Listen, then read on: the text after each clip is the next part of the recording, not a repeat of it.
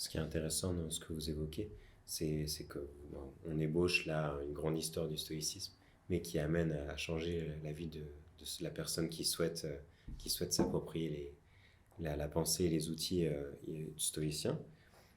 Et donc, ça demande un changement de mode de vie. Et ça correspond aussi à un appel à la fois des scientifiques, des politiques et de beaucoup de nos concitoyens à changer de vie, et une soif de changer de vie pour une vie plus durable, mais tout simplement une vie qui soit bonne. Et donc, c'est aussi un élan qui motive les stoïciens, il me semble. Oui, tout à fait. Donc l'idée de vivre en stoïcien, ça veut dire vivre différemment, disons, de l'homme ordinaire. Il y a une distinction dans la philosophie antique entre le philosophe et l'homme ordinaire. Et le philosophe, euh, forcément, s'il veut être philosophe au sens plein du terme, c'est-à-dire vivre en philosophe, non seulement penser ou parler comme un philosophe, il va devoir changer de mode de vie. Parce que le mode de vie philosophique va être distinct, va être différent du mode de vie ordinaire, de l'homme ordinaire. Et donc, qu'est-ce que ça veut dire vivre en stoïcien ? En 2 mots peut-être, enfin en quelques mots.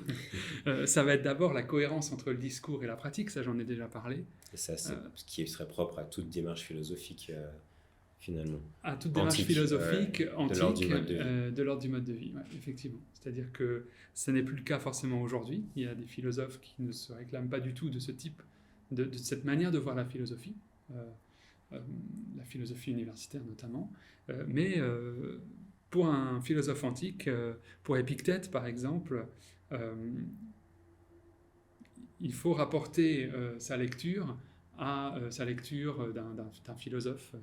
Donc Épictète qui lit Chrysippe par exemple, il ne le lit pas pour connaître la pensée de Chrysippe, mais pour mettre en application la pensée de Chrysippe dans sa vie quotidienne. Et je pose la question aussi pour rappeler brièvement que les stoïciens sont une voie possible dans la philosophie du mode de vie, parmi d'autres options qui existent dans l'Antiquité. On peut être par exemple épicurien ou néoplatonicien.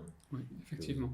Et il y a d'autres courants contemporains aussi, peut-être moins bien structurés que le stoïcisme contemporain actuellement, mais qui développent aussi ce genre de réflexion sur une réappropriation possible des philosophies antiques. Je pense à Marcel Conche, par exemple, et à l'épicurisme. Pour lui, il est possible et souhaitable de vivre en épicurien aujourd'hui.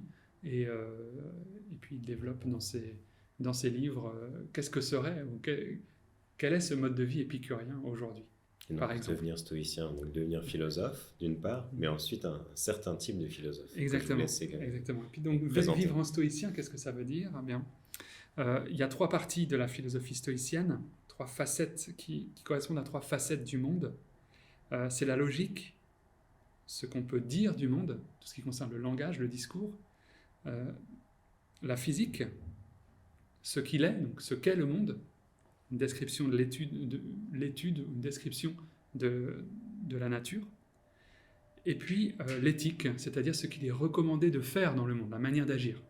On a ces trois dimensions, ces 3 facettes du monde qui sont développées par le stoïcisme dans un but bien précis, qui est d'atteindre l'excellence dans l'usage du logos, c'est la partie logique, dans la connaissance du monde, c'est la partie physique, et dans la conduite de vie, c'est la partie éthique. Donc on a un système qui est assez cohérent. Donc, cohérence et excellence. Cohérence et excellence dans l'usage des facultés qui sont les nôtres. En l'occurrence, les facultés rationnelles notamment. En tout cas, c'est un mode de vie qui embrasse toute l'activité humaine, non seulement la vie intellectuelle. Le stoïcisme va guider nos actions, tempérer nos désirs, éclairer nos jugements.